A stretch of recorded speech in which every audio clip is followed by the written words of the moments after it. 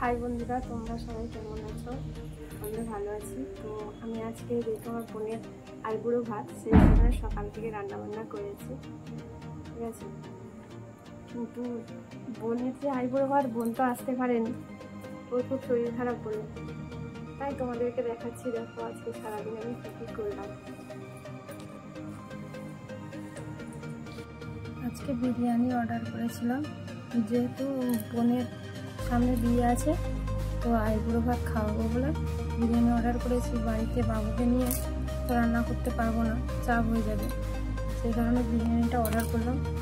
তার মধ্যে অনেক কিছু ভাজা টাজা দেখতে পাচ্ছি, সব মশলা দোকান ভেজে নিয়েছি, মাছের তরকারি করে নিয়েছি, ভেজেছি মাছ, চিংড়ি মাছ, আলু ভাজা, ডাল, ঠিক আছে, সব রকমের মোটামুটি সবজি আছে।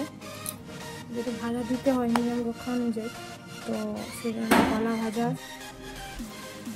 যার জন্য আইবুড়ো ভাত, তো সে তো অসুস্থ হয়ে গেছে, আসতে পারেনি, কিন্তু তোকে মানে যার জন্য আইবুড়ো ভাত তাকেই বলছি, ঠিক আছে। দেখ, তোর জন্য বসেছিলাম সারাদিন ধরে, এখন কটা বাজে দেখ, ঠিক আছে। এই বানিয়েছি, রেডিও করেছি, তাই তোকে বেশিরভাগই তোকে বলেই ভিডিওটা বানালাম। দেখ, তুই একটু দেখে নে যে সারাদিন ধরে এই করেছি। হ্যাঁ, তুই তাও আসতে পারিস নি, শরীর খারাপ, কী করা যায়। তা কি বলবো, তুই ভালো থাক, ঠিক আছে। যদি আসতে পারিস তো আসিস পরে।